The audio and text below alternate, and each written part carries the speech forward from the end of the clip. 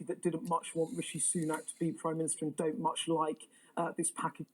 Good day, everyone. As you probably tell, I'm clicking into the fucking statement. Now, I will admit, I'm only going to be able to get 2/3 of this. I understand it, but I've been reading up on stuff to do with the economy, so let's have a look. Let's see.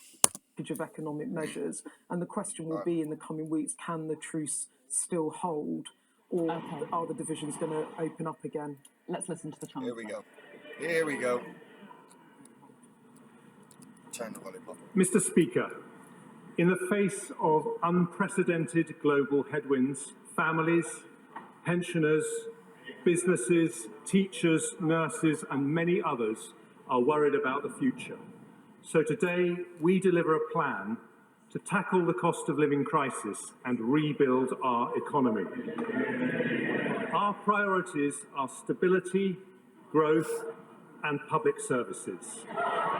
We also protect the vulnerable, because to be British is to be compassionate, and this is a compassionate Conservative government. They are really getting into that one, aren't they? Compassionate Conservative government. Well, we'll just see how... We'll see just how fucking good it is now, aren't we?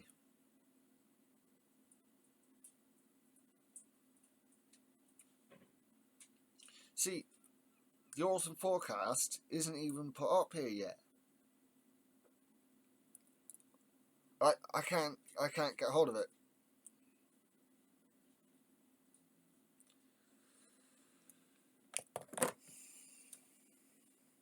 I looked at the last one though, and they did say that Brexit's going to cause us some pretty substantial problems in the long term. We are not alone in facing these problems, but today we respond to an international crisis with British values. We are honest about the challenges, and we are fair in our solutions. Yes, we take difficult decisions to tackle inflation and keep mortgage rates down. But our plan also leads to a shallower downturn, lower energy bills, higher growth, and a stronger NHS and education system. Oh, what? So does that mean you're going to put... Sure, that the education guru, Boris Johnson, got in.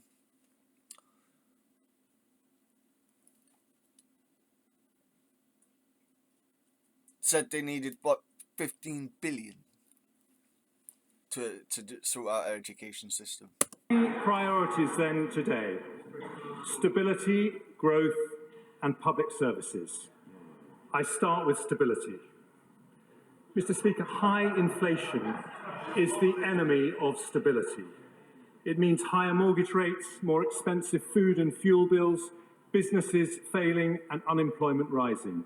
It erodes savings, causes industrial unrest, and cuts funding for public services. It hurts the poorest the most and eats away at the trust upon which a strong society is built. The Office for Budget Responsibility confirms global factors are the primary cause of current inflation. Again, they're just resorting to that bullshit. Are still dealing with the fallout from a once-in-a-century pandemic. The furlough scheme, the vaccine rollout, and the response of the NHS did our country proud, but they all have to be paid for. The lasting impact on supply chains has made goods more expensive and fueled inflation, and this has been worsened by a made-in-Russia energy crisis. Putin's war in Ukraine has caused wholesale gas and electricity prices to rise to 8 times their historic average. Inflation is high here, but higher in Germany, the Netherlands, and Italy. Interest rates... Right now, for start, and 2,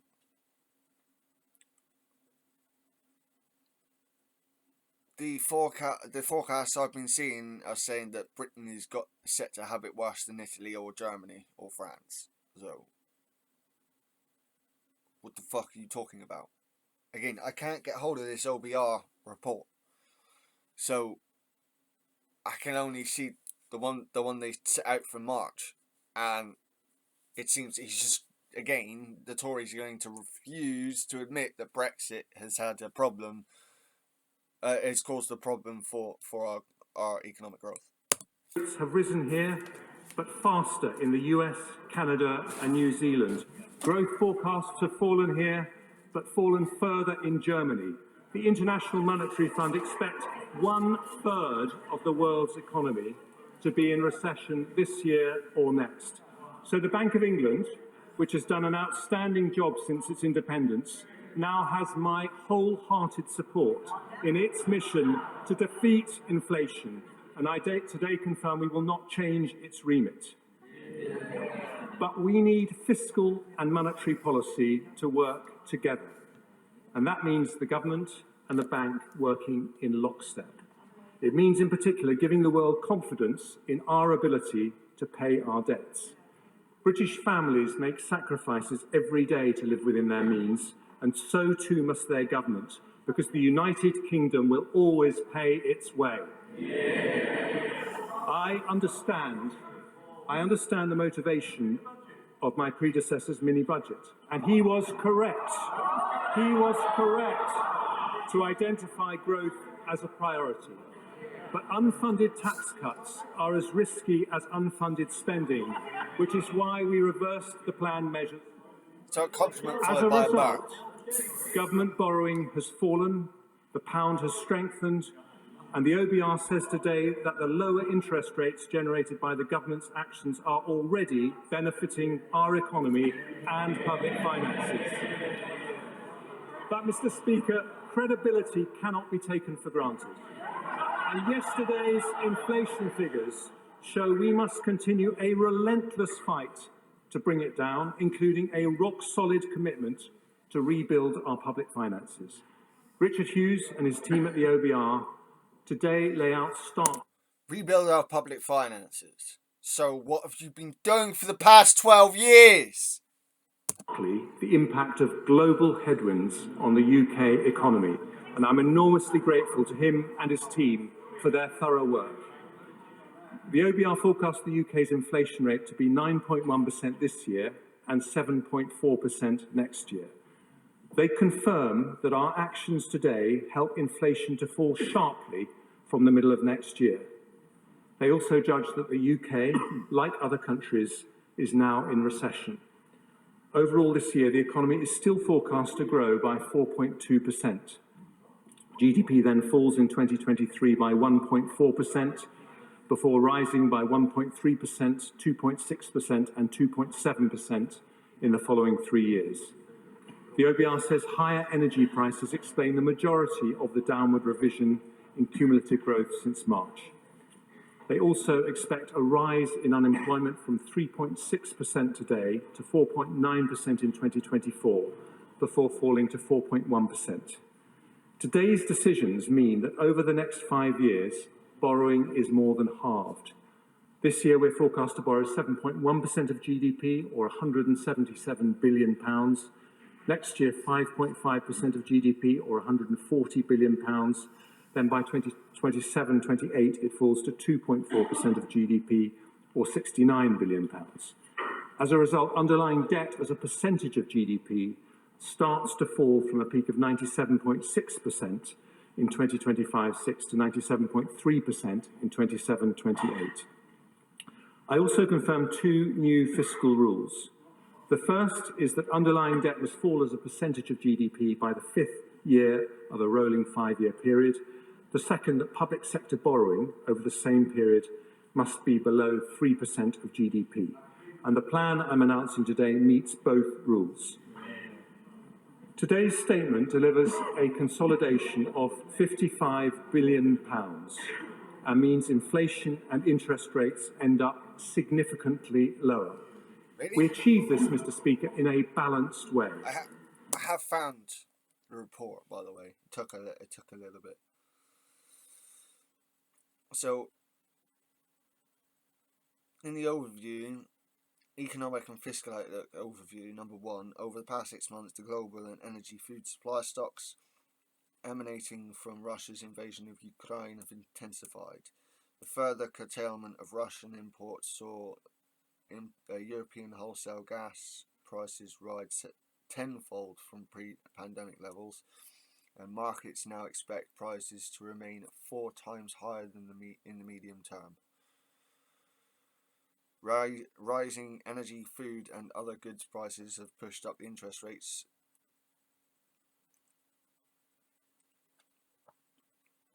See, again, I keep hearing that the Tories would like to go, oh, they're going on strikes, but it's spiralling for inflation. It's got nothing to do with their pay.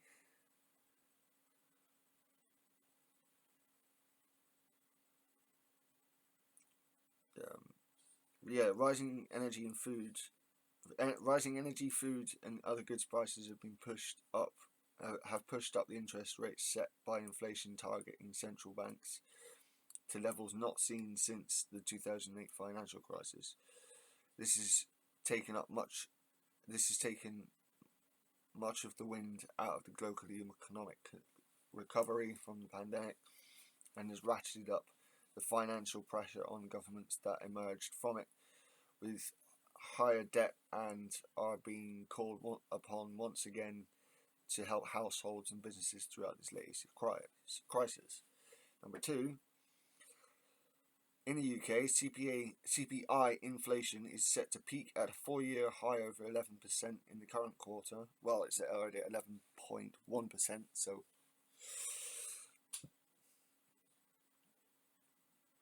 and the peak would have been a further 2.5 percentage points higher without the energy price guarantee, limiting a typical household's annualised energy bill to £2,500 this winter and £3,000 next winter. Rising prices erode real wages and reduce living standards by 7% in total over the next 2 financial years to 2003-2004, wiping out the previous 8 years' growth, despite over £100 billion of additional government support.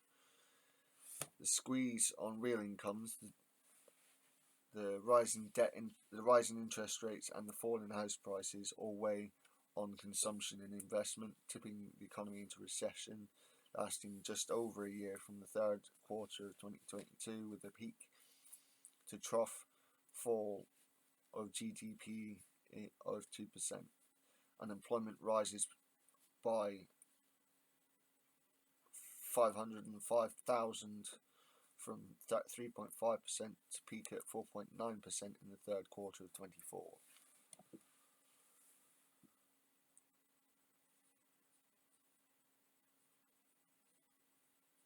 Inflation drops sharply over the next course of the year and is dragged below zero in the middle of the next decade by falling energy and food prices before return to its 2% target in 2027. The resulting recovery in real incomes, consumption and investment sees GDP return to growth in 24 and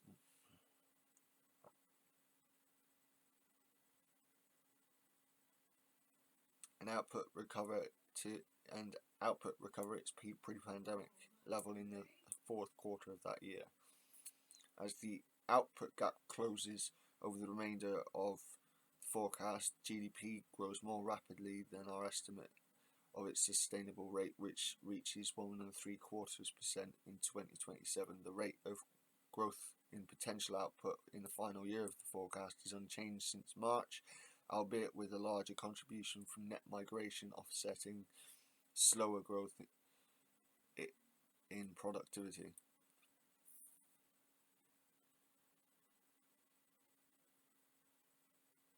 So our net migration, not immigration, net migration, set to go down from what I read in the March statement.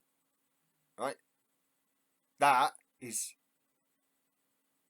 No, okay. No. I completely confused myself here. No, so what I heard, this Chancellor wants to open up the border. He wants to bring in more people, so he's lowering the he's going to raise the net migration to try and offset the slower growth in productivity.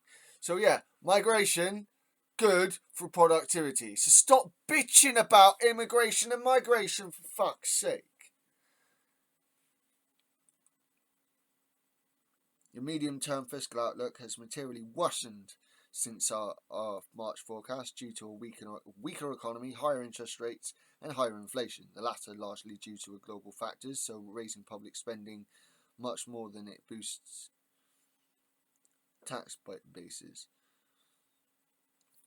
Based on policy as it stood in March, government borrowing would have been 108 billion, 3.7% of GDP in 2027-28, and underlying debt would have been rising every year. Of the £75 billion increase in the pre-measures deficit in 26-27 relative to March, almost 2/3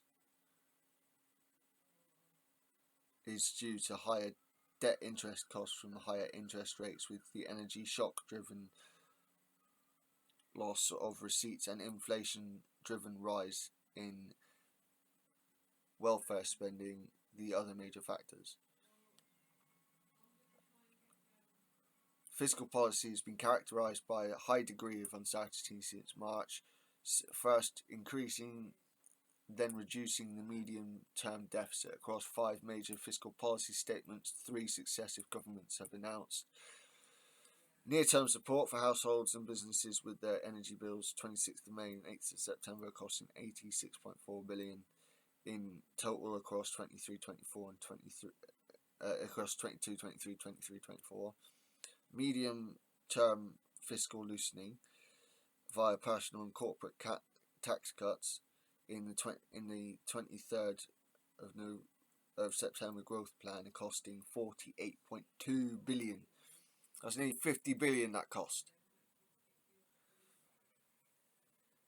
In 27-28, which all but £21.1 billion was subsequently cancelled via announcements on the 3rd and 17th of October, and medium-term tightening in the autumn statement, which raises £19.3 billion in 24-25 and material sums thereafter, raising to £61.7 billion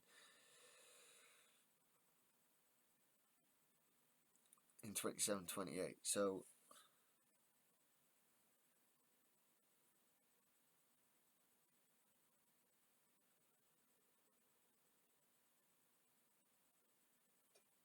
the net effect of these 3 measures is to increase borrowing in relative to our March forecast by £64.2 billion in 22-23 and £39.8 billion in 23-24, reducing the fall in output when the economy is in recession and unemployment is rising. Policy decisions then reduce borrowing from 24-25 onwards when the economy is recovering and unemployment falling by amounts rising £39.4 billion in 27-28. Taking forecast and policy changes together, the deficit rises from 133.3 billion, 5.7% of GDP last year, to 177 billion, 7.1% of GDP this year. Borrowing falls then by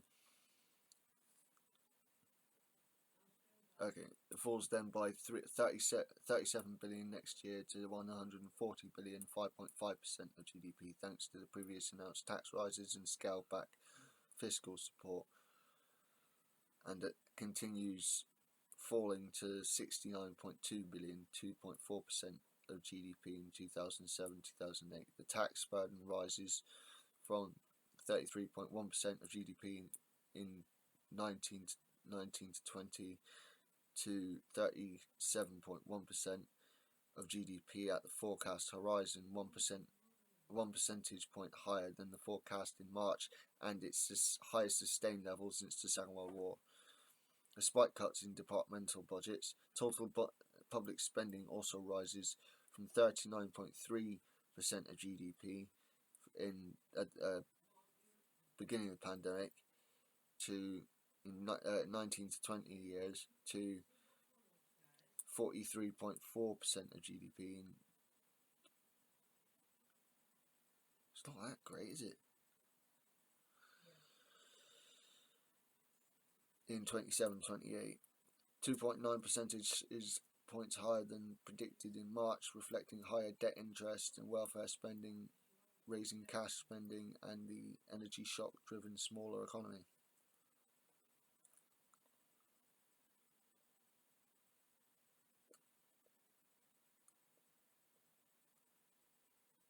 I'm gonna pause where I am on this for a minute, and then carry on with this. In the short term, as growth slows and unemployment rises, we will use fiscal policy to support the economy. The OBR confirm that because of our plans, the recession is shallower and inflation is reduced. Unemployment is also lower, with about 70,000 jobs saved as a result of our decisions today. Then, once growth returns, we increase the pace of consolidation to get debt falling. This further reduces the pressure on the bank to raise interest rates, because as Conservatives, we do not leave our debts to the next generation.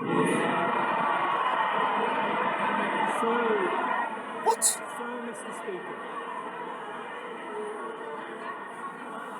Mr. Speaker, this is a balanced path to stability, tackling inflation to reduce the cost of living and protect pensioners' savings whilst supporting the economy on a path to growth. But it means taking difficult decisions. Anyone who says there are easy answers is not being straight with the British people. Some argue for spending cuts, but that would not be compatible with high-quality public services. Others say savings should be found by increasing taxes, but Conservatives know that high-tax economies damage enterprise and erode freedom. We want low taxes and sound money, but Conservatives know sound money has to come first, because inflation eats away at the pound in people's pockets even more insidiously than taxes. So with just under half of the £55 billion consolidation coming from tax, and just over half from spending, this is a balanced plan for stability. I turn first to our decisions on tax. I have tried to be fair by following two broad principles. Firstly, we ask those with more to contribute more, and secondly, we avoid the tax rises that damage growth. Although my decisions today do lead to a substantial tax increase, we have not raised headline rates of taxation, and tax as a percentage of GDP will increase by just 1% over the next 5 years. Well, that sounds fantastic. I start with personal taxes. Asking more from those who have more means that the first difficult decision I take on tax is to reduce the threshold at which the 45p rate becomes payable from £150,000 to £125,140. Those earning £150,000 or more will pay just over £1,200 more in tax every year. We're also taking difficult decisions on tax-free allowances.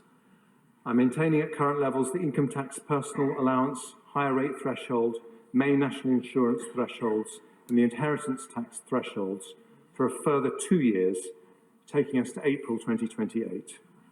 Even after that, we'll still have the most generous set of tax-free allowances of any G7 country.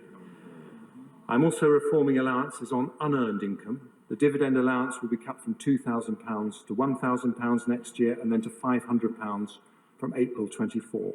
The annual exempt amount for capital gains tax will be cut from £12,300 to £6,000 next year, and then £3,000 from April 24. Did I hear that right? A Tory is halving and then halving again.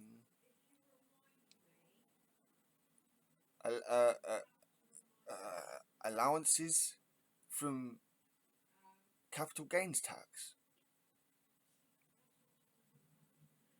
Interesting. Very interesting. Changes still leave us with more generous allowances than countries like Germany, Ireland, France, and Canada. Because the OBR forecast half of all new vehicles will be electric by 2025, To make our motoring tax system fairer, I've decided that from then, electric vehicles will no longer be exempt from vehicle excise duty. Company car tax rates will remain lower for electric vehicles, and I've listened to industry bodies and will limit rate increases to 1 percentage point a year for 3 years from 2025. The OBR expects housing activity to slow over. Okay.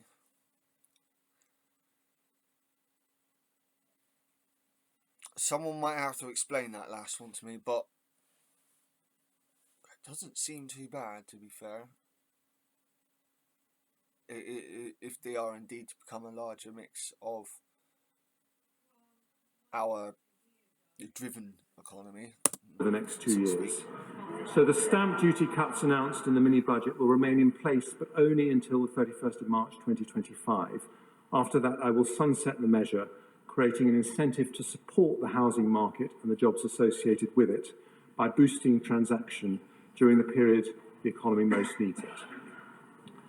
I now turn to business taxes. While I've decided to freeze the employer's NICS threshold until April 2028, we will retain the employment allowance at its new higher level of £5,000. This means 40% of all businesses will pay no NICS at all. The VAT... I have no idea what that means either, so again, someone can explain to me in comments. Threshold is already more than twice as high as the EU and OECD averages. I will maintain it at that level until March 26. My right honourable friend, the Prime Minister, successfully negotiated a landmark international tax deal to make sure multinational corporations, including big tech companies, pay the right tax in the countries they operate. I will implement these reforms, making sure the UK gets our fair share. Alongside further measures to tackle tax avoidance and evasion, this will raise an additional £2.8 billion by 27-20. What about the fraud from COVID? That was supposed to be something stupid like 11 or 20 billion. Yeah. You go after that, you fucking I've also twat. heard concerning reports of abuse and fraud in R&D tax relief for SMEs. So I've decided today to cut the deduction rate for the SME scheme to 86% and the credit rate to 10%, but increase the rate of the separate R&D expenditure credit from 13% to 20%. Despite raising revenue, the OBR have confirmed that these measures have no detrimental impact on the level of R&D investment in the economy. Ahead of the next budget, we'll work with industry to understand what further support R&D intensive SMEs may require. Next, windfall taxes. I have no objection to windfall taxes if they are genuinely about windfall profits caused by unexpected income. Which is exactly what the Labour Party and the Lib Dems and the Greens and the SNP have been saying for, 10 months? No, 11 months now. He's repeating stuff we've been saying for 11 months. The Tories finally caught up or something. Increases in energy prices. But I know the honourable members opposite are getting excited at the talk of windfall taxes. Can I just say that any such tax should be temporary, not deter investment, and recognise the... Again, the words used by the Labour Party were a temporary windfall tax. Those were the exact words. Cyclical nature of energy businesses. So, taking account of this, I've decided that from January the 1st until March 28, we will increase the energy profits levy from 25 to 35%. The structure of our energy market also creates windfall profits for low-carbon electricity generation. So from January the 1st, we've decided to introduce a new temporary 45% levy on electricity generators. Together, these measures raise £14 billion next year. Finally, I turn to business rates. It's an important principle that bills should accurately reflect market values. So we'll proceed with the revaluation of business properties from April 23. he's increasing the windfall taxes. But what about getting rid of the loopholes? Didn't say anything But I about will that. soften the blow on businesses with a nearly £14 billion tax cut over the next 5 years. Nearly 2/3 of properties will not pay a penny more next year, and thousands of pubs, restaurants and small high street shops will benefit. This will include a new government-funded transitional relief scheme, as called for by the CBI, the British Retail Consortium, the Federation of Small Businesses and others, benefiting around 700,000 businesses. Mr. Speaker, our plan for the cost of living delivers lower inflation, lower mortgage rates, a shallower downturn and lower unemployment. But it also involves public spending discipline. So I turn next to how we protect public services through a challenging period. The Prime Minister's vision for this country has at its heart a strong NHS and world-class education. We know that a strong economy depends on strong public services, so we will protect them as much as we can as we deliver our plan for stability and growth. We do have to take difficult decisions on public finances, so we're going to grow public spending, but we're going to grow it more slowly than the growth in the economy. For the remaining 2 years of the spending review, we'll protect the increases in departmental budgets we've already set out in cash terms, and then grow resource spending at 1% a year in real terms in the 3 years that follow. Although departments will have to make efficiencies to deal with inflationary pressures in the next 2 years, this decision means overall spending in public services will continue to rise in real terms for the next 5 years. Before I turn to our plan for schools and the NHS, I start with 2 other areas of spending. The Department for Work and Pensions has a critical role in supporting people into work, and I am proud to live in a country with one of the most comprehensive safety nets anywhere in the world. Really? Are you cherry-picking reports or something? But I am also concerned that we've seen a sharp increase in economically inactive working-age adults of around 630,000 people since the start of the pandemic. Employment levels have yet to return to pre-pandemic levels, which is bad for businesses who cannot fill vacancies and bad for people missing out on the opportunity to do well for themselves and their families. So the Prime Minister's asked the Work and Pensions Secretary to do a thorough review of issues holding back workforce participation to conclude early in the new year. Alongside this, I am also committed to helping people already in work to raise their incomes, progress in work and become financially independent.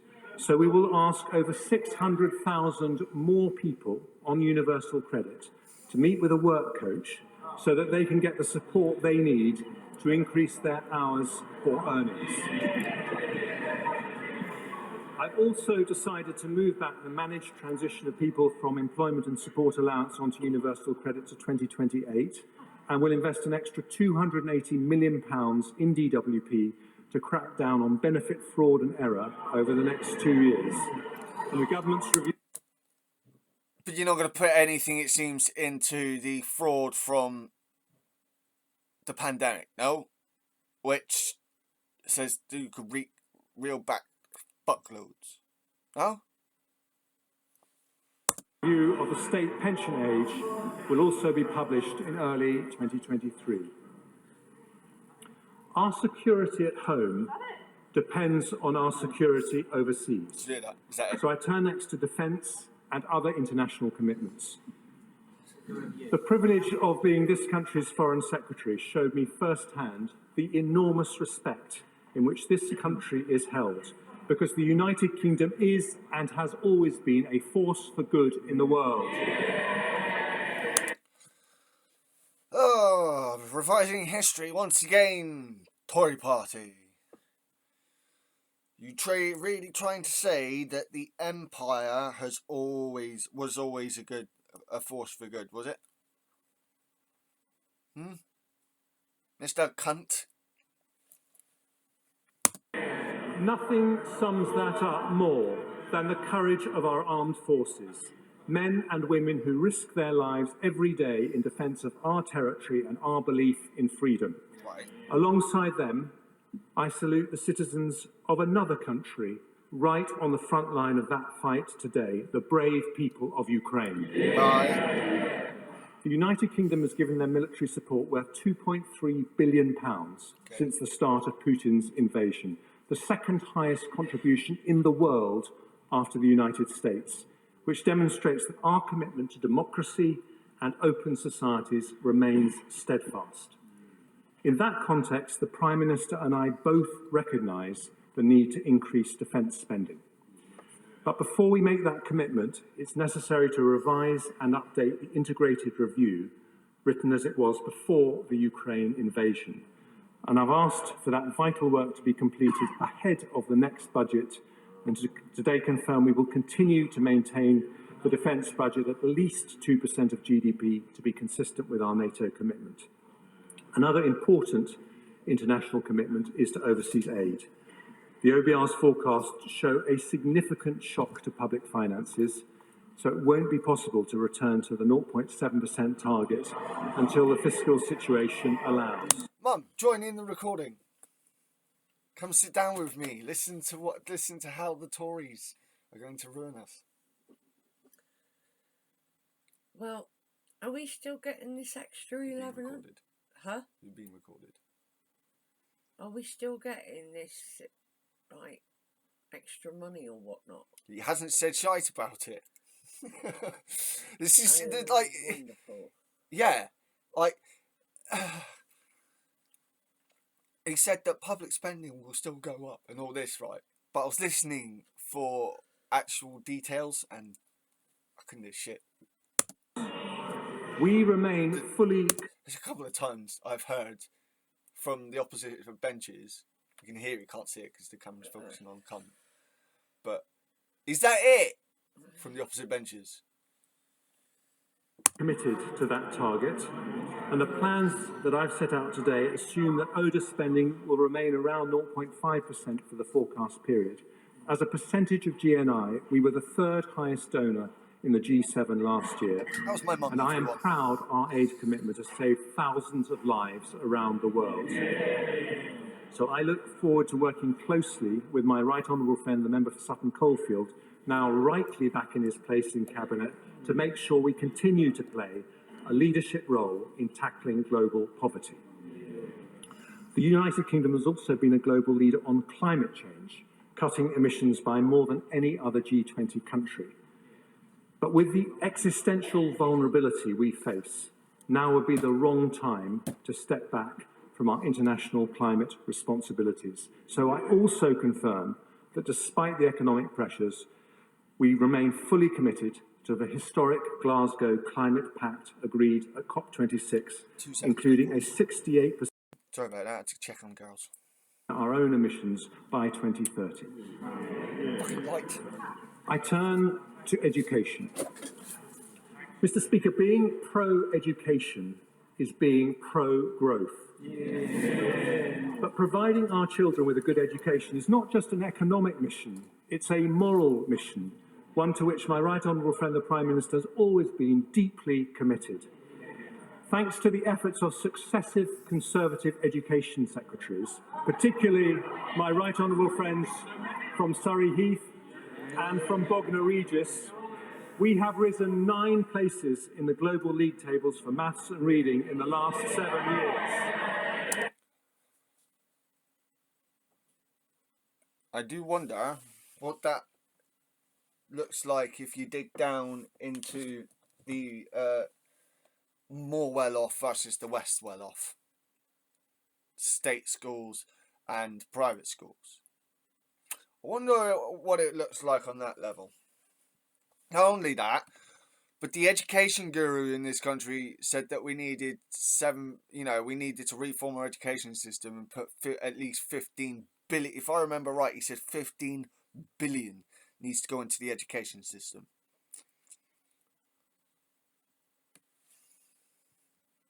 And Rishi Sunak and Boris Johnson went, nope, can't do that. Go away and fire him. You don't actually mean to do the best, then. I still, however, have concerns that not all school leavers get the skills they need for a modern economy. But for the first time ever, this country has a Conservative Education Secretary who left school at 16 to become an apprentice and knows firsthand why good skills matter. There are many important initiatives in place, but as Chancellor, I want to know the answer to one simple question. Will every young person leave the education system with the skills they would get in Japan, Germany, or Switzerland? So I've appointed Sir Michael Barber to... So he says that ours is the best, and then he says France, Switzerland, Germany, Switzerland, they're better than us to get the skills from that. We've not been doing better then.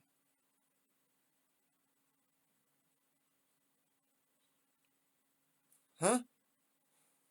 Advise me and my right honourable friend, the Education Secretary, on the implementation of our skills reform programme. As we raise the skill levels of our school leavers, I want also to ensure that even in an economic crisis, the improvement in school standards continues to accelerate. Some have suggested putting VAT on independent school fees as a way of increasing core funding for schools, which would raise about £1.7 billion. But according to certain estimates, that would result in up to 90,000 children from the independent sector switching to state schools. And why would that be a bad thing?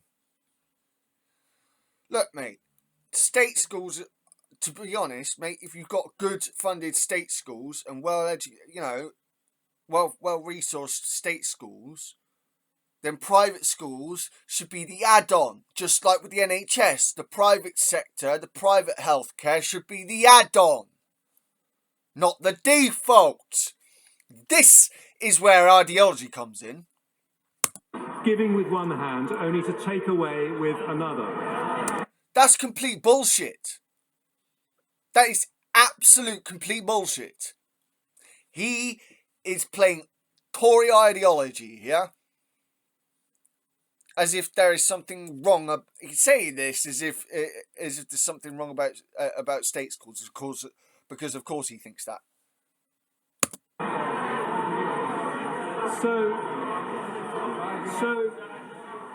So instead of being ideological, I'm going to be... Well, you just contradicted yourself as soon as you said that, mate, because you are being ideological with what you literally just said. Practical. Because we want school standards to continue to rise for every single child, we're going to do more than protect the school's budget. We're going to increase it. And I can announce today that next year and the year after, we will invest an extra £2.3 billion per annum. Getting this guru said 15 odd billion. Just for comparison, right? This guru did a deep dive look at our education system and said this is what's needed. Our schools. Our message to heads and teachers and classroom assistants is thank you for your brilliant work. We need it to continue, and in difficult economic circumstances, a Conservative government is investing more in the public service that defines all our futures. Mr. Speaker, the service we depend on more than any other is the NHS. As a former health secretary, I know how hard people are working. You helped break the NHS, you fucking cunt! On the front line, and how much they're struggling after the pandemic. I'd love to see some reactions from nurses and doctors that have been stripped to the bone by this fucking prick when he was health secretary. The biggest issues are workforce shortages and I'd pressures love in to the see social their care reaction to sector. his words right now. So today I address them both. On staff shortages, the former chair of the Health and Social Care Select Committee put forward a case for a long-term workforce plan. He even wrote a book about it, which I've read. I've listened carefully to his proposals, and I believe they have merit. So the Department of Health and Social Care and the NHS will publish an independently verified plan for the number of doctors, nurses and other professionals we'll need in 5, 10 and 15 years' time, taking full account of the need for better retention and productivity improvements. I've also listened to extensive representations about the challenges facing the social care sector. It did a But heroic nurses. job looking after children. What?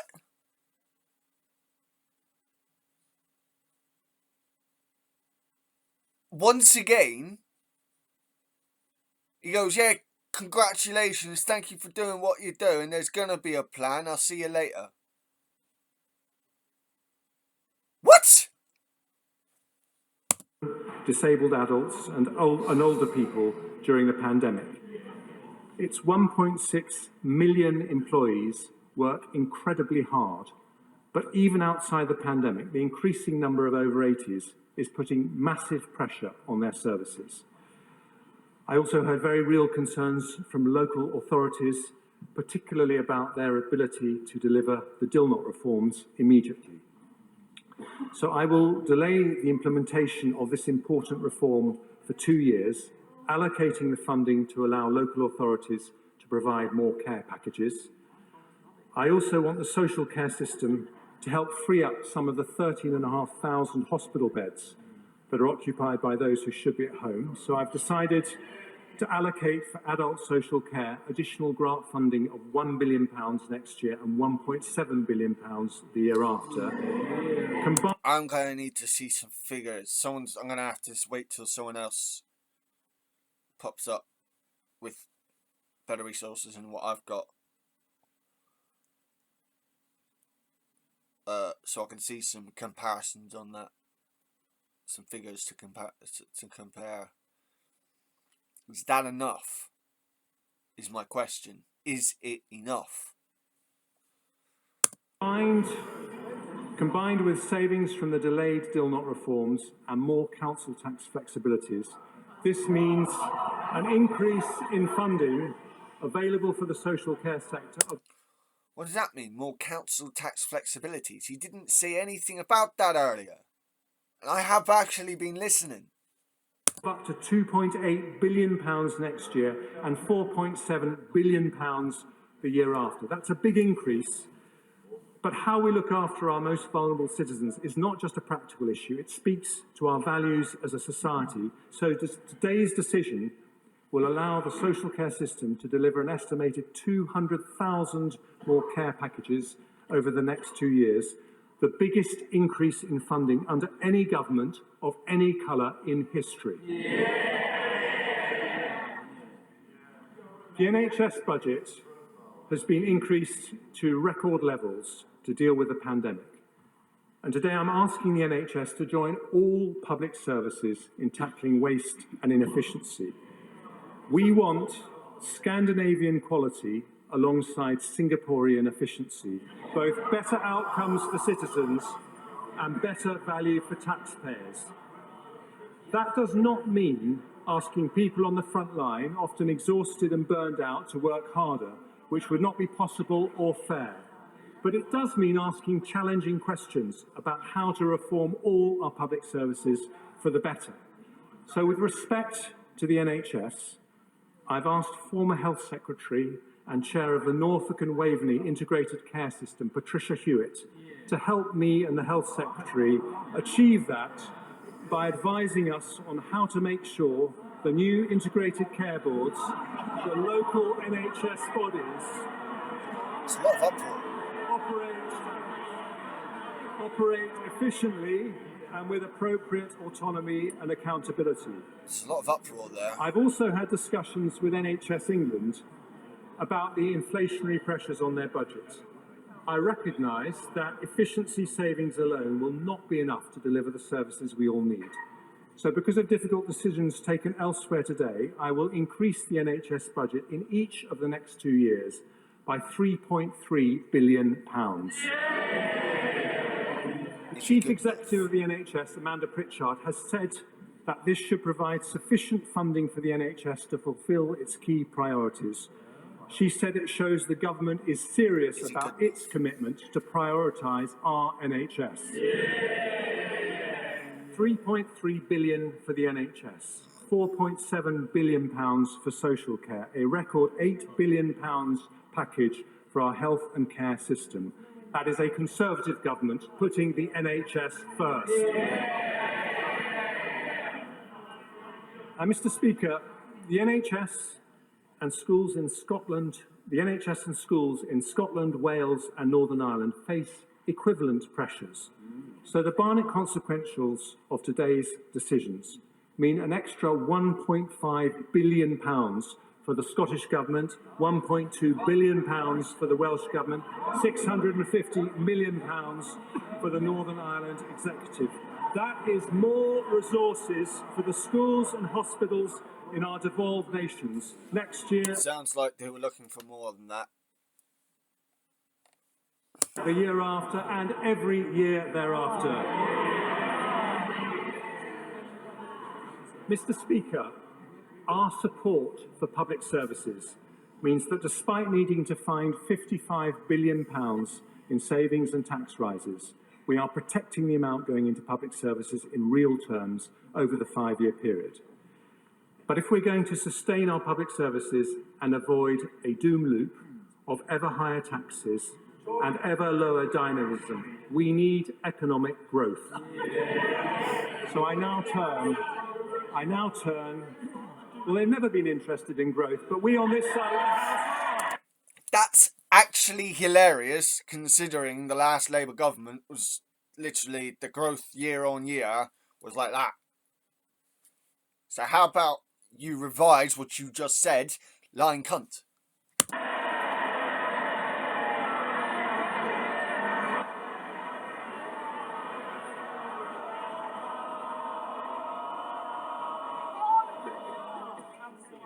I want to get to the end of the budget statement like the rest of the people of this country. Chancellor of the Exchequer. Thank you, Mr. Speaker. So let's start with a difficult message for the party opposite. You cannot borrow your way to growth.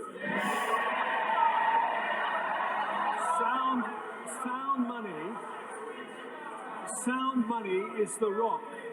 Sound money is the rock upon which long-term Can't wait for prosperity Labour's rests. response. But it isn't enough on its own. Our plan is designed to build a high-wage, high-skill economy that leads to long-term Said this prosperity. years ago, and that never happened. In his May's lecture, my right honourable friend the Prime Minister identified the keys to doing this: people, capital and ideas. Today's increase in the education budget demonstrates our commitment It to doesn't seem people like and enough. skills. And I now outline 3 further growth priorities: energy, infrastructure and innovation.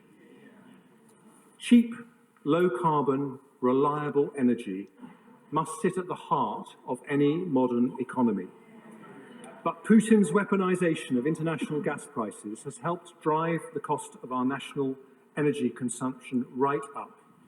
This year we'll be spending an extra £150 billion on energy compared to pre-pandemic levels, equivalent to paying for an entire second NHS through our energy bills. In 2019, a third of global emissions came from energy supply.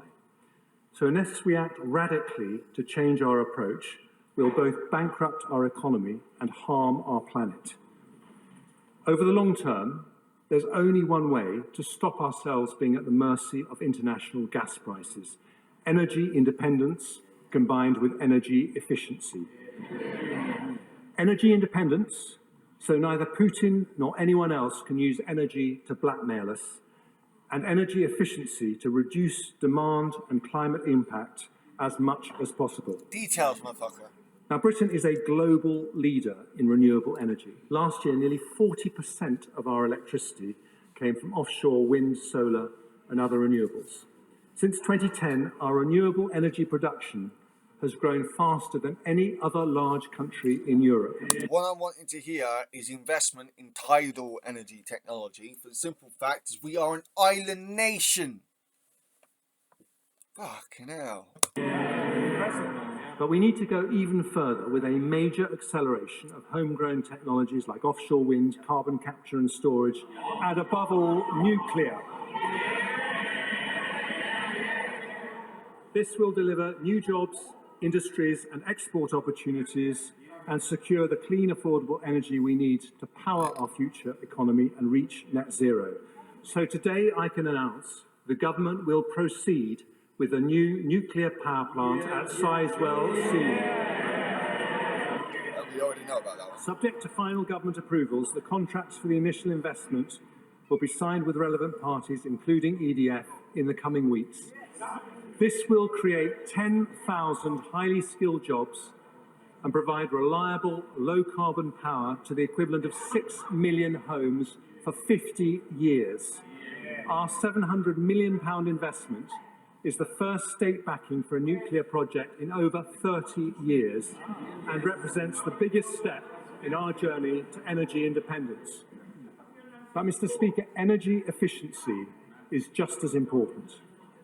So today, we set our country a new national ambition. By 2030, we want to reduce energy consumption from buildings and industry by 15%. Reducing demand by this much means, in today's prices, a £28 billion saving from our national energy bill, or £450 off the average household bill. This must be a shared mission, with families and businesses playing their part, but so will the government play our part. In this, I suppose that's following what especially Germany did. So, we haven't actually got a problem with that. Parliament, we're already planning to invest in energy efficiency a total of £6.6 billion.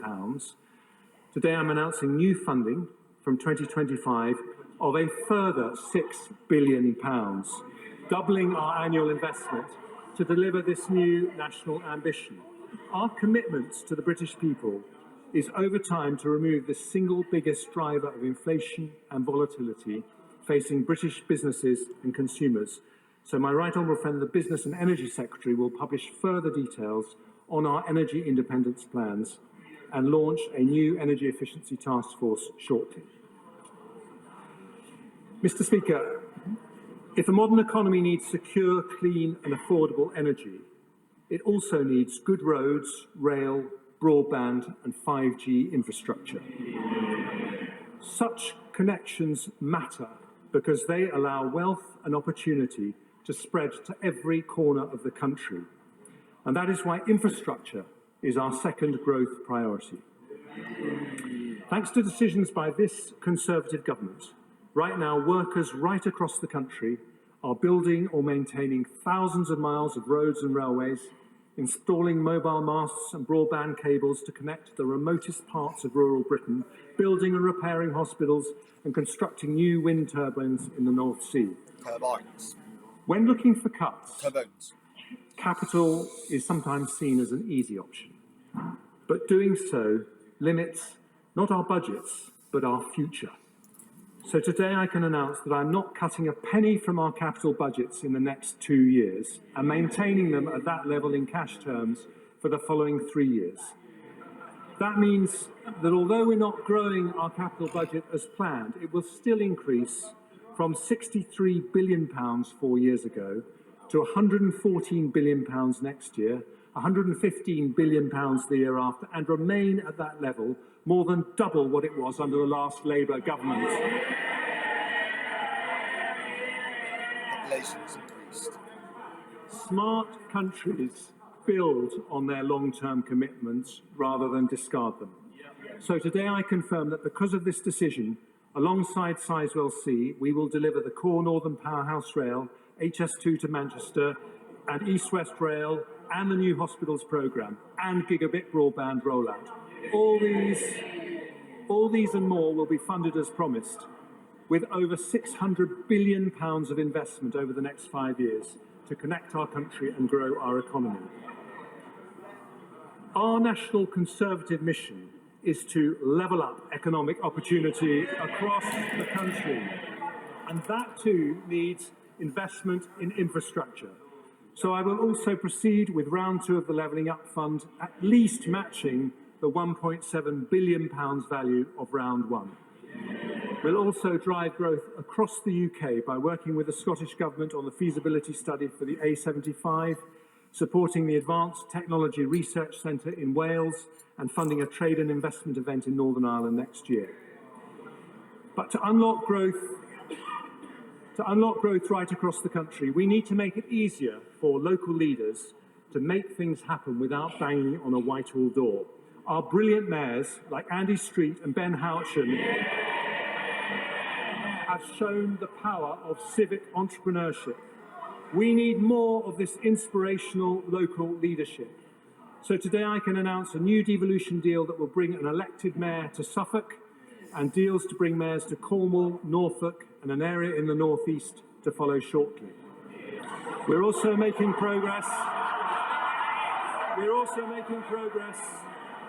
towards trailblazer devolution deals with the Greater Manchester Combined Authority and West Midlands Combined Authority, and soon over half of England will be covered by devolution deals. Taken together, that £600 billion investment in our future growth represents the largest investment in public works for 40 years. So our children and grandchildren can be confident that this Conservative government is investing in their future. Energy and infrastructure. And now our third growth priority, innovation. Mr. Speaker, we have a national genius for innovation. Britain is the land of Newton, Darwin, Fleming, Faraday, Franklin, Gilbert and Berners-Lee, the home of 3 of the world's top 10 universities, the country with the largest life science and technology sectors in Europe. Thanks to successive Conservative governments, we remain a science superpower.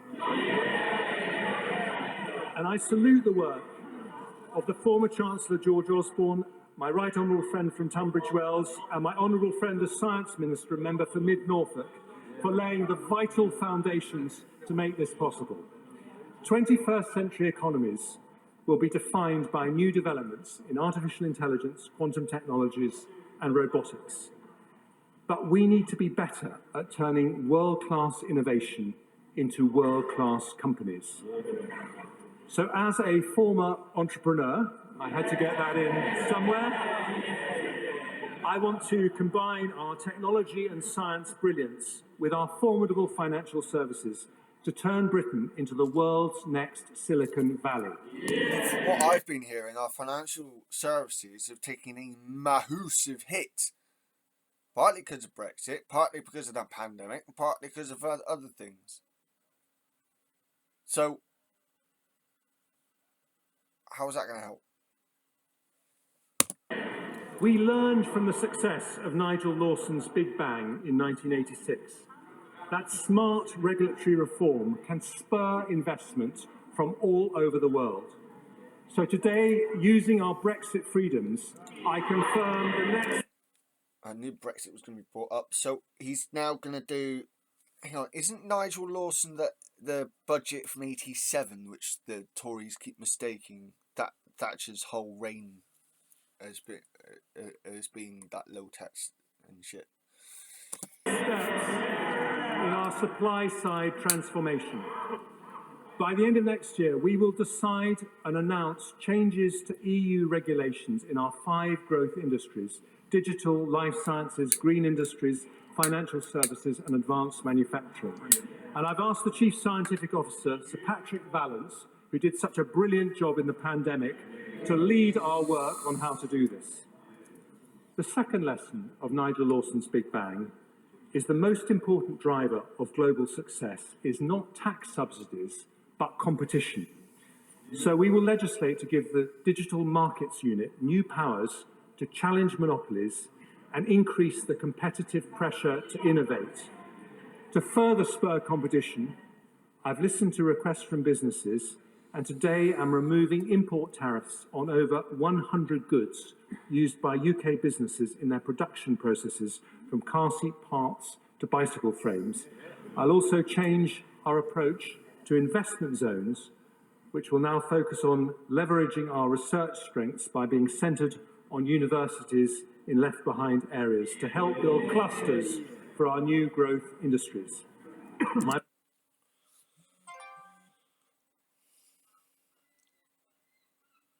Just trying to get a handle on that. So he wants to fund universities with investment zones. Is that what I'm getting? Might be wrong there. My right honourable friend, the Levelling Up Again, let me know in the Secretary, comments. will work with mayors, devolved administrations and local partners to achieve this, with the first decisions announced ahead of the spring budget. I've heard some speculation that we might cut the research and development budget today, but I believe that would be a profound mistake. In our 2017 manifesto, we announced a target to invest 2.4% of our GDP in R&D, and the latest ONS data suggests the UK is close to meeting that target. I want to go further, so today I protect our entire research budget and confirm that we'll increase public funding for R&E to 20 billion by 24-25 as part of our mission to make the United Kingdom a science superpower. Wait a minute. You can put 20 billion into R&D, but only 2-odd billion into the education. What? Priorities, mate. And finally, Nigel Lawson's Big Bang inspires us today, but nearly 40 years on, we must stay true to its mission to make the UK the world's most innovative and competitive global financial centre. So to further support investment across our economy, She was under Labour. I also announced that we're publishing our decision on Solvency II, which will unlock tens of billions of pounds of investment for our growth-enhancing industries. 3 priorities for growth: energy security, investment in infrastructure, and a plan to turn the United Kingdom into the world's next Silicon Valley, transforming British intellectual genius into British commercial success.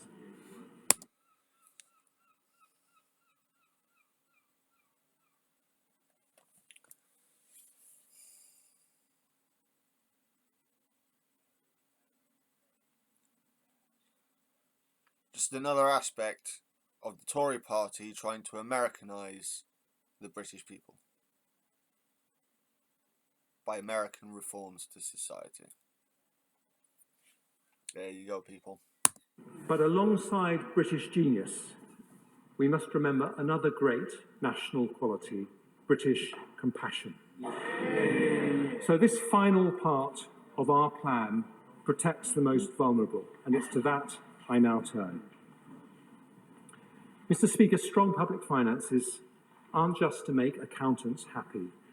It's because we took difficult decisions in 2010 that we could afford record funding increases for the NHS, the landmark furlough scheme, and now the energy price guarantee. Today, the discipline that we've shown means we can provide targeted support to help our most vulnerable citizens with the cost of living. Go check it out yourself. One of the biggest worries for families is energy bills, and I pay tribute to my predecessor, the Right Honourable Member for Spelthorne, and the former Prime Minister, the Right Honourable Member for South West Norfolk, for their leadership in this area. This winter, we will stick with their plan to spend £55 billion to help households and businesses with their energy bills, one of the largest support plans in Europe. From April, we'll continue the energy price guarantee for a further 12 months at a higher level of £3,000 per year for the average household. With prices forecast to remain elevated throughout next year, this will mean an average of £500 support for every household in the country.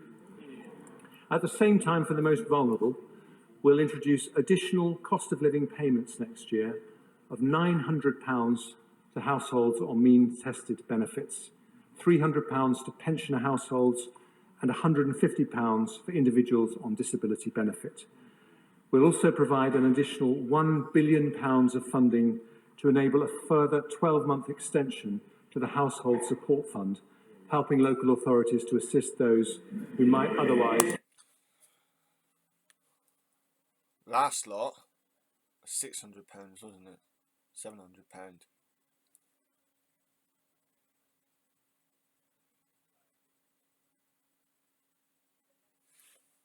fall through the cracks.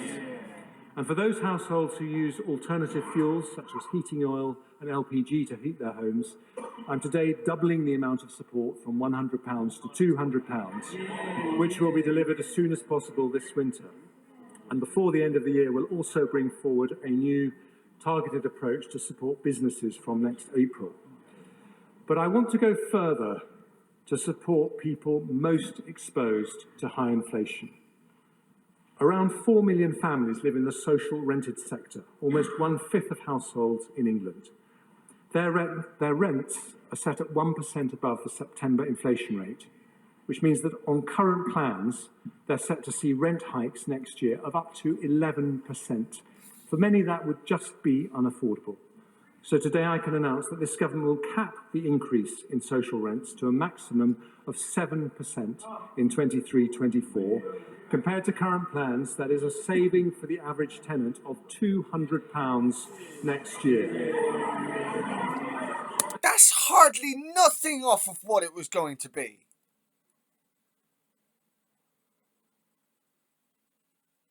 That's fuck all. That is naff.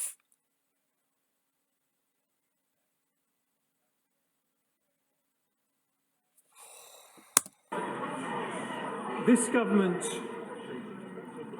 government introduced, I thought they cared about the most vulnerable. We're complaining because it's not enough, you cunt.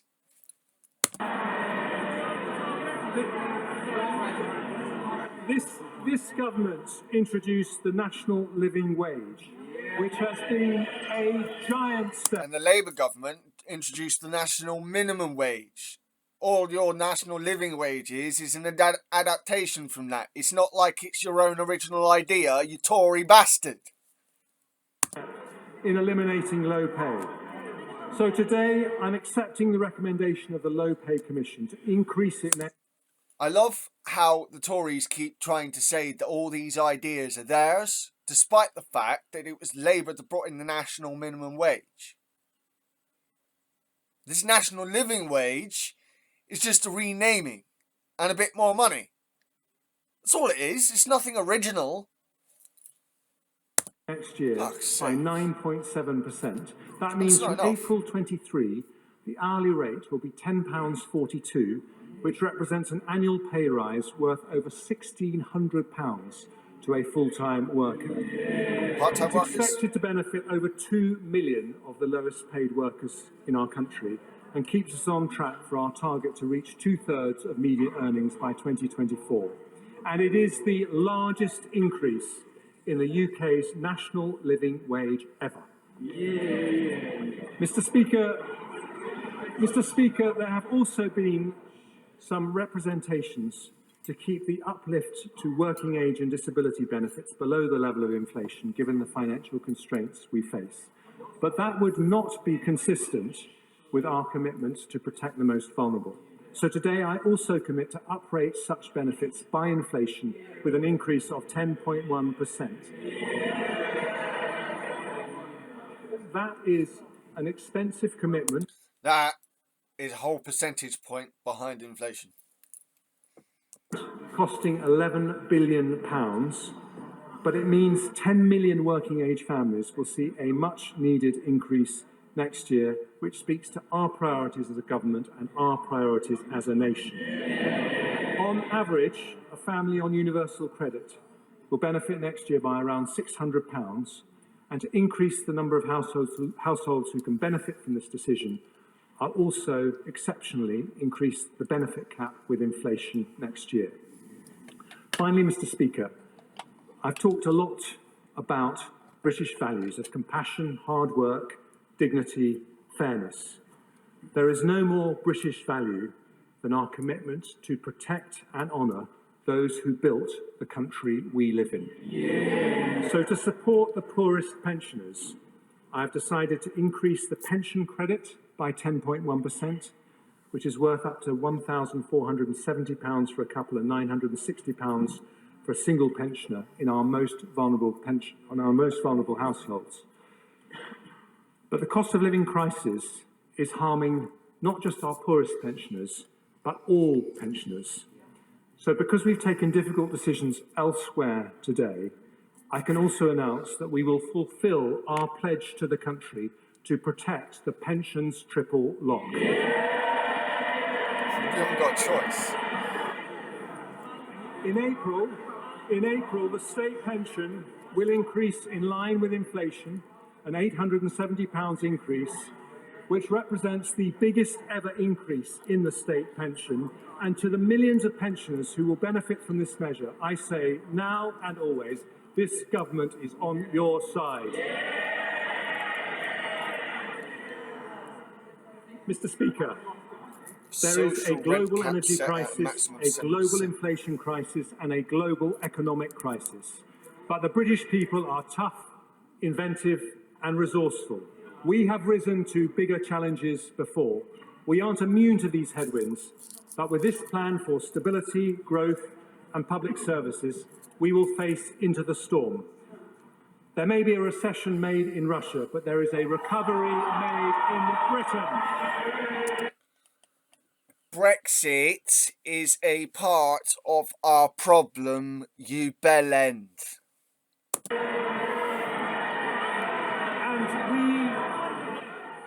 And we commit to our plan today with British resilience and British compassion. Because of the difficult decisions we take today, we strengthen our public finances, bring down inflation, protect jobs. We build the first state-backed nuclear power station for 30 years. We continue the biggest programme of capital investment for 40 years. We protect standards in schools, cut NHS waiting times, fund social care, cap energy bills, support those on benefits. We protect workers with the biggest ever increase in the national living wage, and our pensioners on the triple lock with the biggest ever increase in the state pension.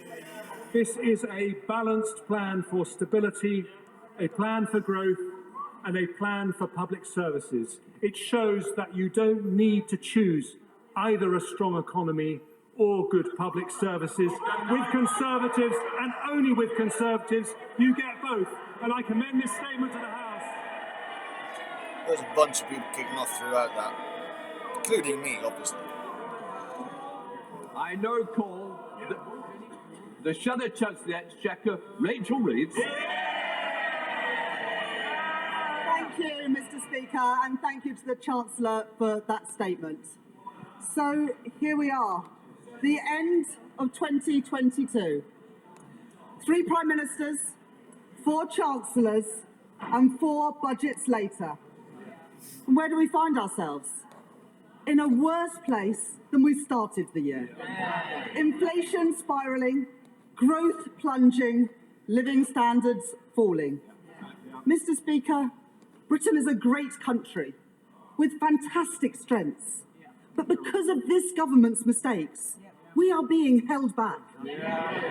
What people will be asking themselves at the next election is this: are me and my family better off with a Conservative government? And the answer is no. The mess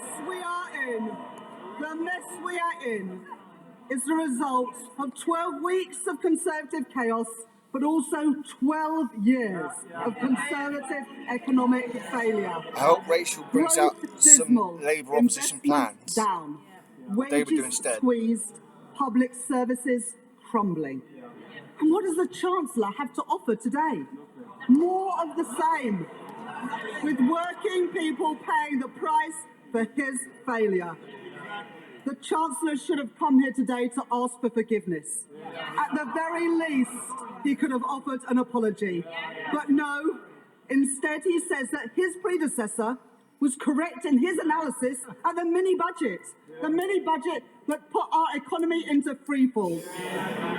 All the country got today was an invoice for the economic carnage that this government has created.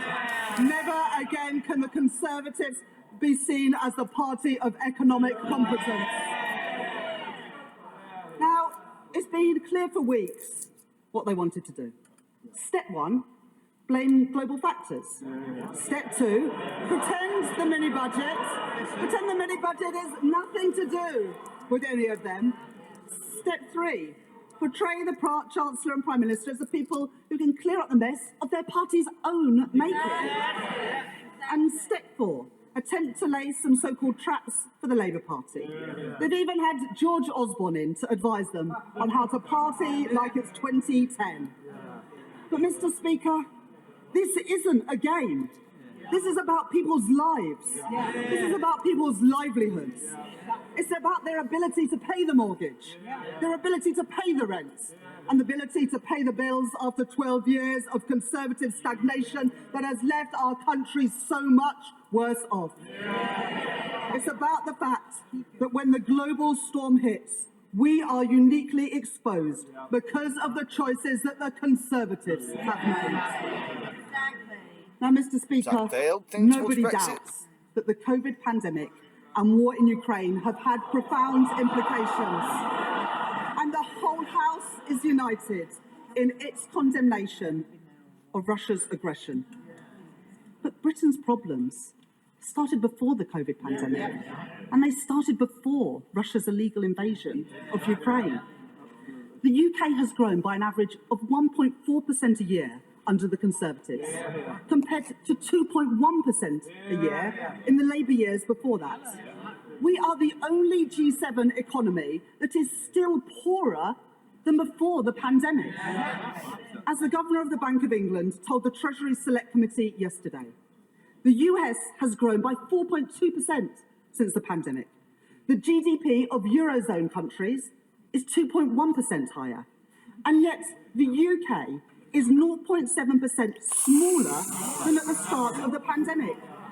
We aren't recovering. We are heading into recession, as the OBR has confirmed today. Now, the Governor described these differences as dramatic and as stark.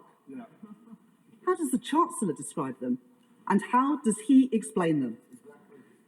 This is the price of a decade of Tory choices and economic failure.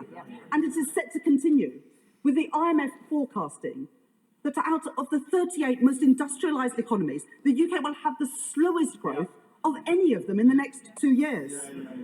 Now, the Chancellor is saying today that he will be honest. So let's be honest. No one was talking about cuts to public spending 2 months ago, and no other advanced economy is cutting spending or increasing taxes on working people as they head into recession. This government has forced our economy into a doom loop, where low growth leads to higher taxes, lower investment, and squeezed wages, with a running down of public services, all of which hits economic growth again. And instead of learning from the mistakes of the last decade, they're simply repeating them. We need to break free from this vicious cycle of stagnation with fairer choices and a proper plan for economic growth. Now, the Chancellor and Prime Minister are trying to convince us that Britain faces problems that are nothing to do with them. That the mini-budget, which imposed a Tory mortgage premium, put pensions in peril, and trashed our reputation around the world, was all just a bad dream. It's their Bobby Ewing strategy. Downing Street as Dallas. Old cast members return as if nothing had happened, with tangled plot lines to keep the audience. But the truth is, it has lost all credibility. And everyone knows it is long past time that this series was cancelled. And the problem for the British people is this. This is not a dream. This is the everyday nightmare of Tory Britain. Mr. Speaker, the Conservatives would have us believe that they are not responsible for the last 12 years of failure. In doing so, they take the British people for fools. Millions are already worried sick about how to make ends meet and are now facing the added stress of higher mortgage payments. The prospect of home ownership becoming more and more remote, and rents going through the roof. What does this mean? Family holidays cancelled, savings depleted, hopes for the future replaced by sleepless nights. And all of this on top of the fact that the average worker is earning less today than when the Tories came to power 12 years ago. the government has presided over the biggest wage squeeze in centuries. This was a crisis made in Downing Street, and it is ordinary working people who are paying the price. Now, Mr. Speaker, as I was coming into Westminster today, I read a timely warning from the police about pickpockets in the area. They warn, you may have an idea of what a pickpocket looks like, but they're far less likely to stand out in a crowd than you think. They may work in teams to try and distract the target. And one of their tactics is where a thief will appear to be over-friendly while pickpocketing you. Now, I must report that in the last hour, the Conservatives have picked the pockets of purses and wallets of the entire country as the Chancellor has deployed a raft of stealth taxes, taking billions of pounds from ordinary working people. A Conservative double whammy that sees frozen tax thresholds and double-digit inflation erode the real value of people's wages. Just one of those freezes in the personal allowance will cost an average earner more than £600, make it even harder to make ends meet. At the same time, the government is forcing local councils to put up council tax. Now, the Chancellor seems to have confirmed today a council tax bombshell worth £100 for a typical Band D property, taking their council tax above £2,000 for the first time. Local people, including those with Conservative councils, will be forced to pay more because of the destruction that the Conservatives have wreaked on our economy. And this at a time when councils are already in dire straits because of cuts by Conservative governments. Now, they probably sat around the tables in Downing Street thinking that this was some clever trick. But no one is to blame except the government that's been in power for 12 years, not local authorities, but this Tory government. More taxes, more inflation, higher mortgages. And instead of tricks and stealth taxes, why don't they have a proper economic plan for Britain that puts working people at their heart? And why do they refuse to have a real industrial strategy that gives business certainty, unlocks investment, and means that Britain can once again lead the world in the industries of the future? Mr. Speaker, the Chancellor is trying to claim that this statement today is fair.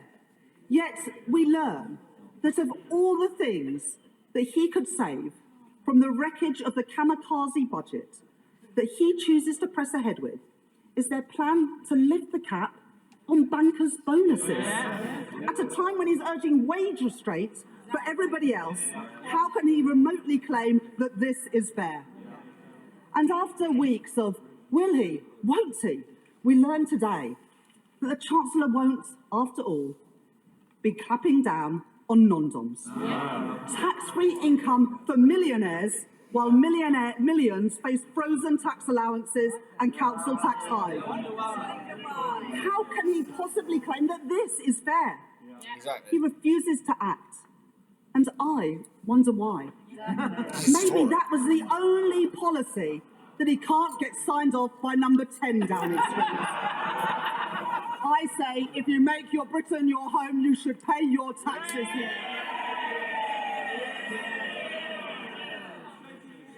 And what about the private equity managers earning millions who benefit from a tax break on their bonuses, which mean that they pay far less tax as a proportion of their incomes than ordinary hard-working people?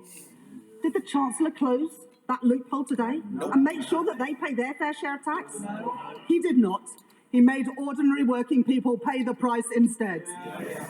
Because, Mr. Speaker... So, Rachel Reeves is actually setting out some things that Labour would do here. Okay. Time and time again, we've seen how quick the Conservatives are to raise taxes on working people. Now, the Chancellor has even compared himself to Scrooge. He's asking working people to take the hit, with less money in their pockets in the run-up to Christmas, but also for years to come. But if you're a banker, a non-dom, or a private equity manager, Don't worry, Scrooge hasn't cancelled your Christmas. And that's before we even get onto the energy giants. After months of resistance, well, the Honourable Lady says from a sedentary, what about taxes? Well, the non-doms don't pay taxes. That is the whole point. And that is Ha! Fuck you, bitch! And this is before we even get on to the energy giants. Yes, really? They don't pay taxes. And that's before we even get on to the energy giants. After months of resistance from this Prime Minister, the government has finally been dragged kicking and screaming to extend the windfall tax that Labour have been calling for since January. I said 11 months. Yet they still leave billions of pounds on the table. Profits that are the windfalls of war. Because they have failed to close a huge loophole that they created that hands out massive tax breaks to those oil and gas giants for doing the things that they were going to do anyway. For those wondering why, some energy giants have paid no windfall tax in the last quarter, despite record profits and eye-watering bills for consumers. The answer is the decisions that this Prime Minister made when he was Chancellor, confirmed by the current Chancellor, lets the energy giants off the hook once again. Mr. Speaker, the government has announced plans for energy bills next year, but bill payers will still see prices go up next spring, leaving far too many people wondering how they'll make ends meet. For every pound of windfall tax left on the table, people are faced with higher prices on their bills. And the Tories' failure on energy goes back much further. They closed down gas storage, blocked onshore wind and solar, and slashed support for home insulation. Now, today the Chancellor says that he will act on energy efficiency, but I'm afraid it's all far too late.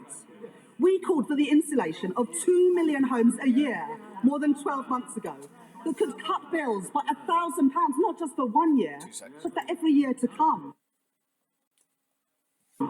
And they did nothing. Insulation levels in 2021 were 20 times lower. Which, by the way, is the reason why you got people like Insulate Britain going out onto the roads and shit protesting because the government said they would and never fucking did. The protests were nowhere near as extreme 5 to 6 years ago. They have got more extreme because the government has, in fact, ignored them. So stop calling them unreasonable. Than in 2010 because of their neglect. And now he proposes a package, but we have to wait until 2025 for them to act. Exactly. Why? When people are facing a bills crisis now, years and years will have gone by while he sits back, millions of families could have been helped and they have not been. And still they block renewable power like onshore wind that could bring energy bills down, create good jobs in all parts of the country, and ensure that Britain can lead the way in the industries of the future. Clean power is the right solution to the energy price crisis, but yet again the Conservatives have failed. They have failed to protect us from future shocks, failed to tackle the cost of living crisis, and failed to take the decisions in our country's national interest. It is because they have failed to grow the economy that they are having to bring forward yet another statement with tax rises and spending cuts. The last Prime Minister and Chancellor embarked on a reckless sugar rush that abandoned fiscal rectitude, and they all cheered for it. But the current Prime Minister and Chancellor have given up on growth altogether. And how do we know? Because the Office of Budget Responsibility has seen their plans and they've downgraded growth in the months and years ahead. Achieving the levels of growth this country needs isn't like flicking on a switch. No. We need a serious long-term plan to get our economy growing again, powered by the talents and efforts of millions of ordinary working people and thousands of businesses. We need a fairer, greener, more dynamic economy, creating good jobs in every part of the country, in homegrown renewables, in green hydrogen, in carbon capture and storage, with Labour's Green Prosperity Plan. with a modern industrial strategy where government works hand in hand with business, properly fixing business rates so that small businesses and our high street businesses thrive again, and fixing the holes in the Gotta admit, high streets seemed a hell of a lot busier when I was younger. There were less closed shops. government's Brexit deal to help UK businesses trade and compete in the world, and ensuring that Britain is the best place to start and grow a business. That is what a Labour government will do. Mr. Speaker, while our public services are struggling and working people are being stretched, the rampant waste and cronyism from this government continues apace.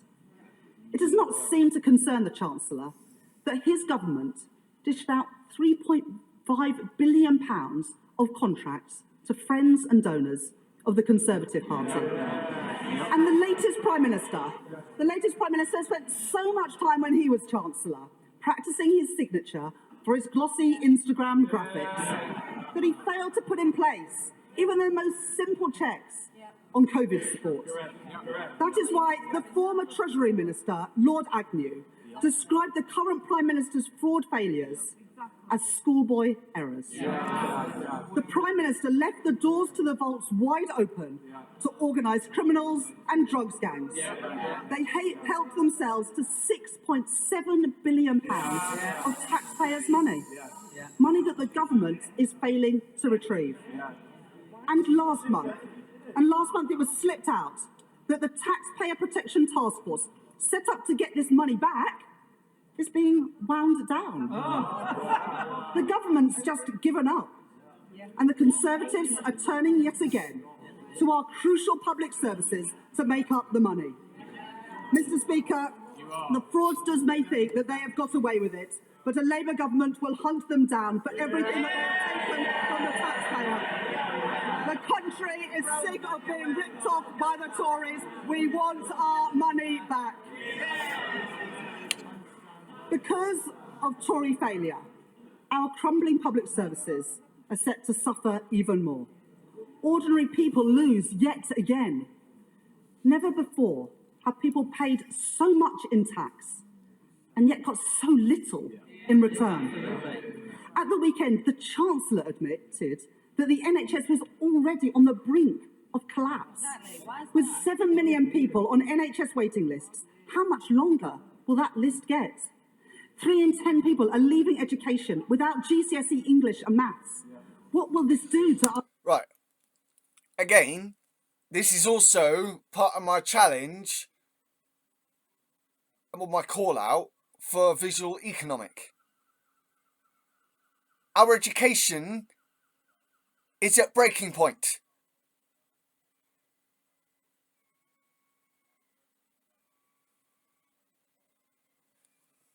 our society and our future economy?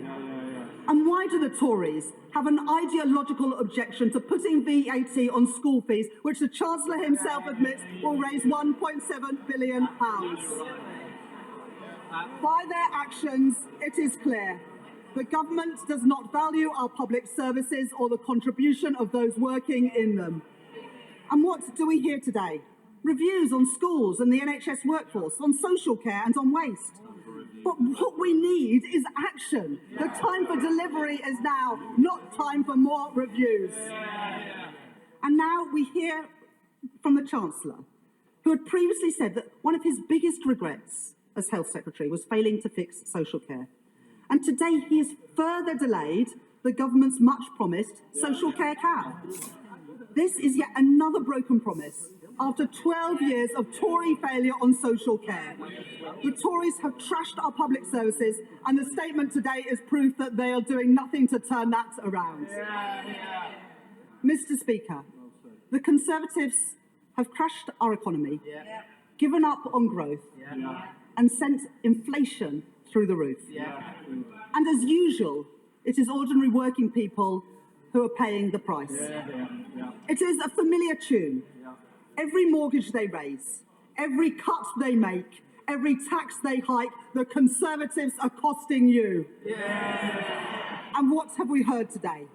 Yet more excuses and unfair choices. They have failed to tackle the cost of living crisis. They have failed to show how they will fix our public services. They have failed to show how they will deliver growth. And they have no plan for the future of our country. And everything we have heard today, and after 12 long years of Tory failure, the conclusion that we must come to is that Britain can no longer afford a Conservative government. Fucking right.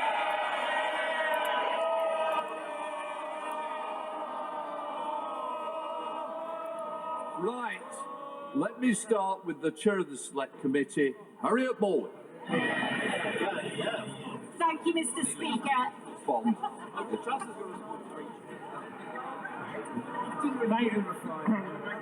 Thank you, Mr. Speaker.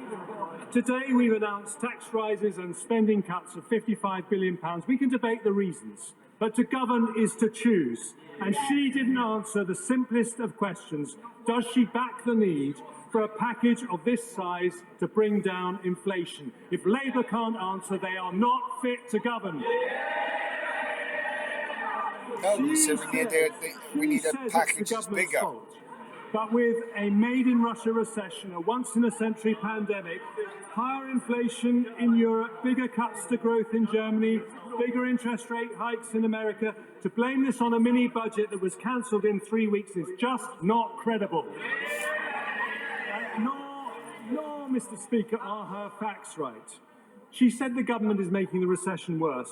Well, today, the Independent Office for Budget Responsibility says we are making it shallower, saving 70,000 jobs. She says this is austerity 2.0. But in the 2010 Parliament, spending fell about 3% a year.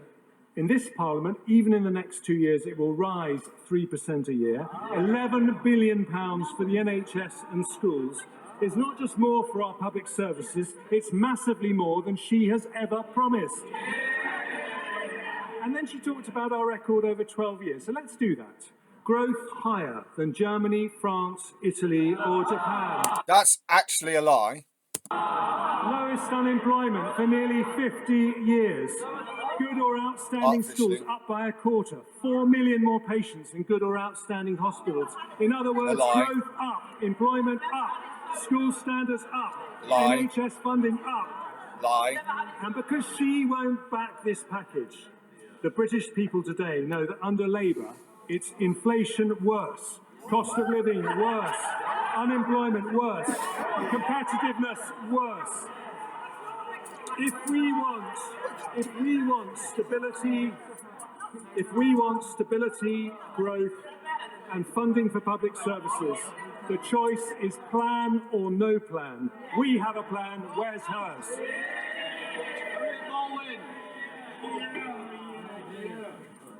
Thank you, Mr. Speaker, and it's good to see the return of the forecast from the official Office for Budget Responsibility, and I think we all remember why a Conservative government had to set up the Office for Budget Responsibility. We'll have them in front of our committee next Tuesday and we can question the underlying assumptions of the forecast. I welcome the fact that the Chancellor confirmed today that his announcements go with the grain of what the Bank of England is trying to do in bringing down inflation. That surely is the most important economic challenge for our country at the moment.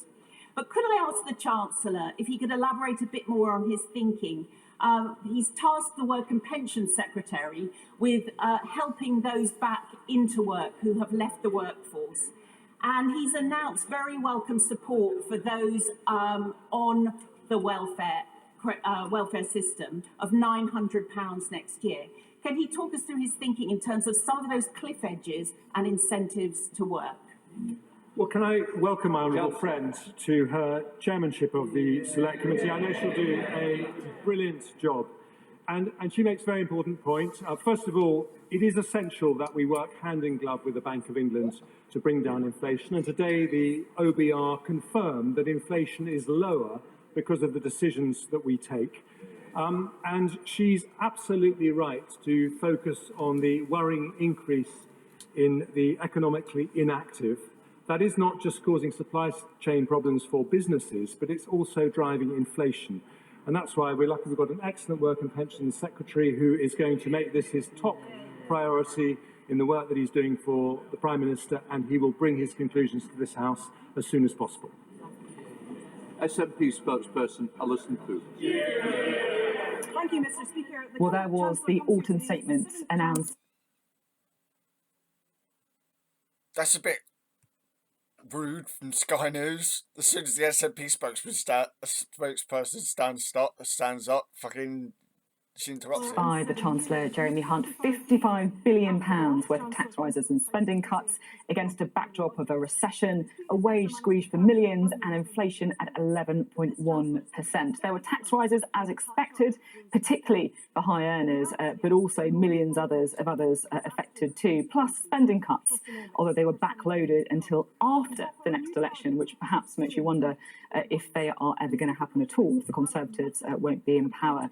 A couple of rabbits too, with extra spending for schools and the NHS in the next 2 years, and benefits and pensions both said that they would be guaranteed to be raised in line with inflation. Well, with us now, as usual, we are joined by our political editor, Beth Rigby, and our economics and data editor, Ed Conway. Beth, to you first. There was a lot of pitch rolling before, wasn't there, about eye-watering decisions, difficult decisions. Was it as gloomy as billed?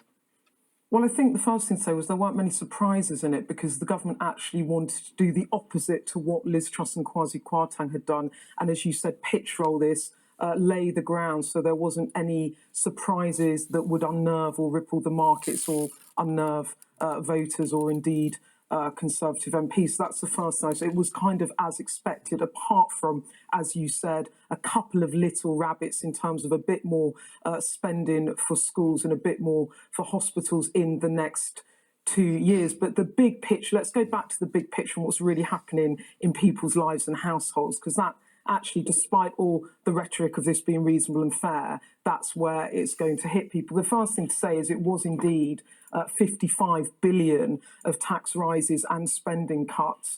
But what the government has done, and I've just got the scorecard, this is where you see all the numbers of how it all actually adds up. So Jeremy Hunt spins it in a certain way, and then you see the numbers and it tells you what's really going on.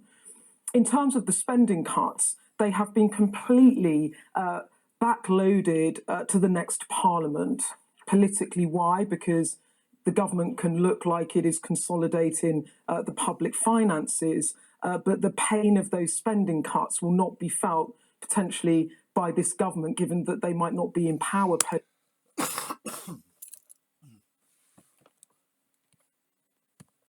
Right. So, again, just to pour water on Mr. Kuntz, little thing about, you know, they are going to leave it for others to pay. That's exactly what he's doing. So he lied in the House of Commons. The Tories just doing it as like it's drinking water, breathing air. Post 2025, of the 30 billion of spending cuts the government have announced, I find it 21 billion of them end up in 2027 to 28. So you can see exactly what's happening in terms of the government backloading that pain, causing potentially a Labour government the difficulties of taking those decisions on tax and spend. If you go back to the taxation that we are seeing, 24 billion, as we thought, or 24.7 billion of total tax decisions. And that has been weighted in part onto business. You've got about 6 billion coming in from those energy levies. You've got this freezing of NI employers' contributions. That brings the Treasury in 5 billion. But for all of us, freezing income tax threshold drags millions of people into higher bands. It affects everyone in the country that pays income tax. And by 2027, that is raising 6.8 billion for the Treasury. And when you look at, in terms of what they've done for spending in the short term, in this Parliament, yes, they've kept the spending envelope from March 2022. That's about 3% of spending growth. But if you put that against what inflation's at, that's a big spending squeeze on schools and hospitals and unprotected budgets, which is why perhaps the Chancellor's decided to put a bit more money in. But there is going to be a spending squeeze. There's going to have to be efficiency savings, and that has a knock-on effect for public sector pay. So in terms of how this affects households, you're going to have income tax rises for everyone. You're going to have public sector pay being squeezed. And just in terms of how these decisions are hitting households, the OBR report, and this is from Paul Johnson from the IFS digging this out, not me, I should say, he's pointing out that real household disposable income per person is going to fall by more than 7% over the next 2 years. It's the biggest fall on record. It will be taking household incomes down to 2013 levels.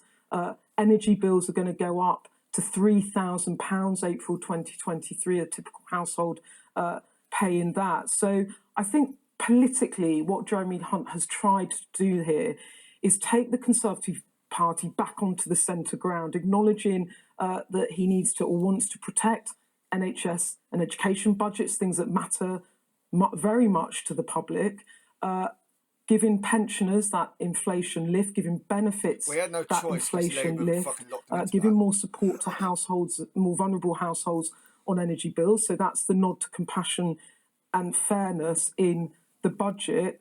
But in reality, what they are dealing with, if you have to take a decision, you have to have 55 billion of financial consolidation.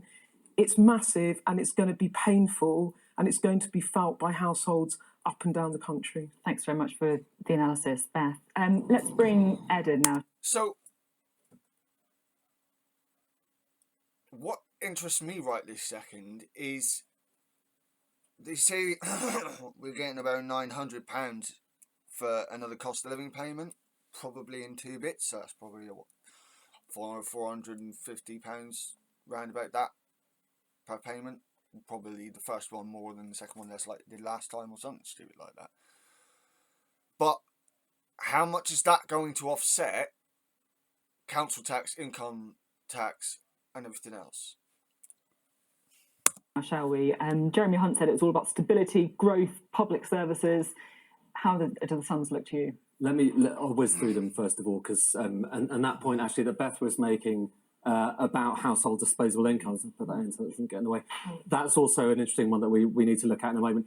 But first of all, the big numbers, because really this is a different picture for the UK economy than it was only a few months ago. Let's start with gross domestic product. This is basically how fast the economy is going, and we need to do this stuff. We need to look at how the economy is doing, because it's the first time we've had an OBR forecast. Remember, this has been delayed. It's the first time we've had an official forecast from the government, which feeds into everything else. Since March. Now, last time around, this was what was expected, okay, in the coming years, so 22, 23, and so on. Let's bring in these latest figures we've just got from the government. So actually slightly stronger growth. This year, but next year, we're in minus numbers. Next year, we're actually in minus numbers. The year after, we're 0.8% percentage points behind, and then it's set to grow after that. But that's a major hit. Ooh. In the year we're in at the moment. But look, that's the recession, okay?